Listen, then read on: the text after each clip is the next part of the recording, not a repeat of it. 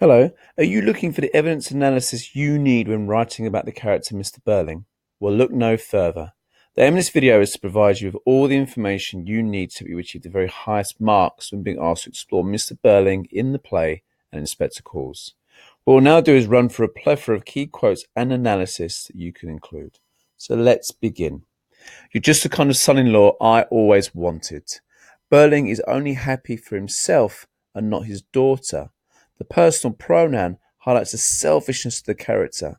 Wanted makes the character Gerald seem like a possession or a commodity that Mr. Birling can acquire. It's also interesting that there's no mention of his daughter's happiness, only what he needs. For lower costs and higher prices. This highlights the selfishness of the character as he wishes to pay his employees less in order to earn more money for himself. This is the opposite to the socialist view of Priestley, therefore making Mr. Birling and his captor's views the villain of this play.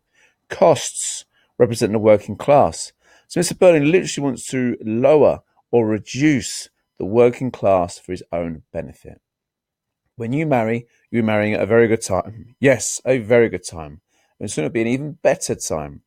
The audience will consider this an ironic statement, as after 2 world wars, rising unemployment, and national strikes, it's clear the character is wrong.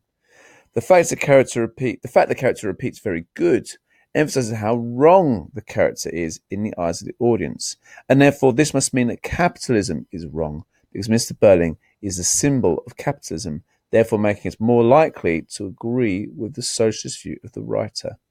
Unsinkable. Absolutely unsinkable. The Titanic is a symbol of British empiric power.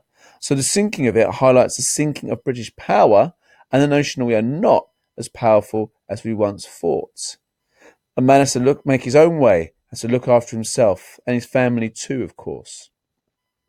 Birling once again places himself before his own family, who, due to the hyphen, are loosely attached to his life. They're almost an afterthought here. This makes the audience less likely to like the character and therefore agree once more with the socialist message of the inspector. Somewhat impatiently, look, there's nothing serious or scandalous about this business, at least not as far as I'm concerned. The character is trying to remove the inspector as he does not care about the death of Eva Smith. Impatiently highlights a lack of care for the dead Eva Smith. As far as I'm concerned, well, this is the use of the personal pronoun once again, which reinforces the notion that the only opinion that matters to the character is his own. Well, it's my duty to keep labour costs down. Labour costs are the wages of the workers. So rather than helping them, the character is suggesting that his only job is to make his employees suffer. Down can also reflect the mood or actual physical oppression of the working class, and that links to our context about the riots. You must give me a list of those accounts. I want to cover this up as soon as I can, you damn fool. The character is desperate to cover up the theft of his son Eric, rather than help his son over the loss of his child, proving to the audience that he is not a dependable father. Cover this up, since he doesn't want to deal with reality, and this is a message to the audience. We cannot shy away from the truth. Angrily to Eric, you're the one I blame for this. Once more, the character is not able to accept guilt, is happy to pass the blame on to his children rather than aid them.